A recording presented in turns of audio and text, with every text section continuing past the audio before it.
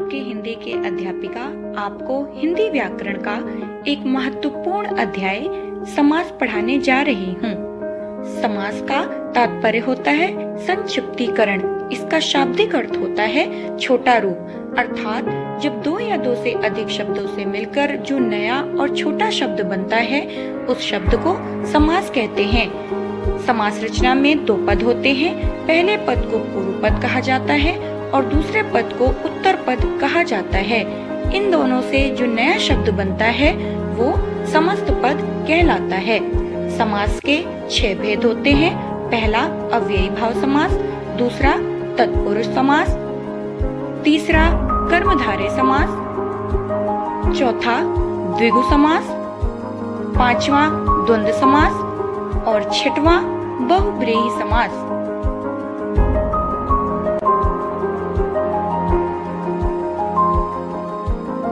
सबसे पहले हम पढ़ेंगे अव्ययी भाव समास। इसमें प्रथम पद अव्यय होता है और उसका अर्थ प्रधान होता है, उसे अव्ययी भाव समास कहते हैं।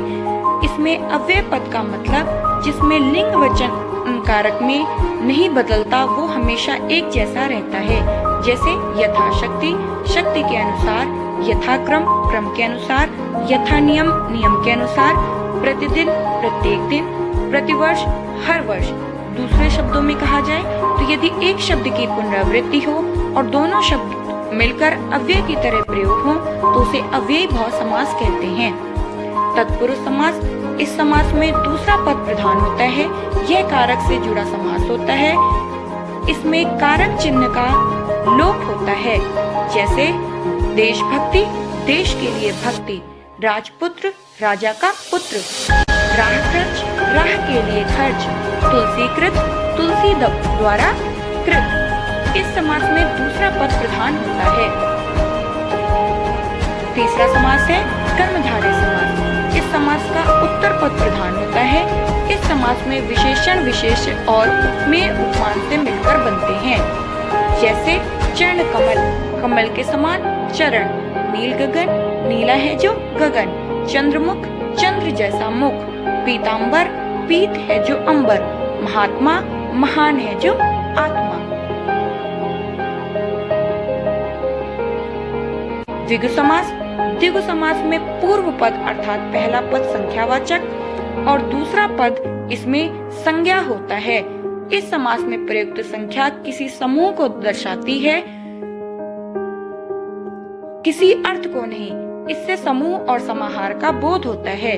जैसे नवग्रह, 9 ग्रहों का समूह, दोपहर, दोपहरों का समाहार, त्रिवेणी, 3 वेणियों का समूह, पंचतंत्र, 5 तंत्रों का समूह, त्रिलोक, 3 लोकों का समूह।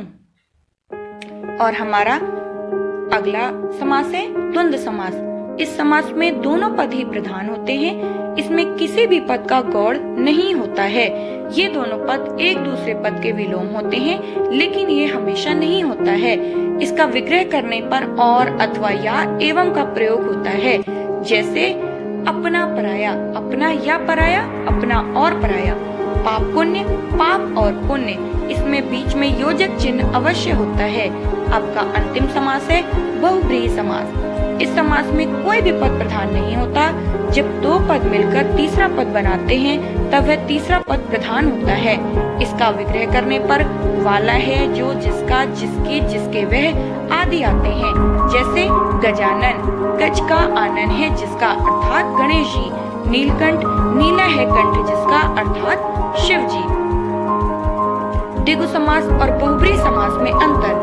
द्विगु समास में पहला पद संख्यावाचक विशेषण होता है और दूसरा पद विशेष्य होता है, जबकि बहुब्रीहि समास में समस्त पद ही विशेषण का कार्य करता है। जैसे चतुर्भुज, 4 भुजाओं का समूह, और बहुब्रीहि समास में चतुर्भुज, 4 हैं भुजाएं जिसकी। आप दोनों का अगर समास विग्रह करोगे तभी अंतर आएगा। यही अंतर आपका कर्मधारय और बहुब्रीहि समास में अंतर होता है। आपके समास विग्रह के अंतर करने में कर्मधारय और बहुब्रीहि समास में अंतर हो जाता है।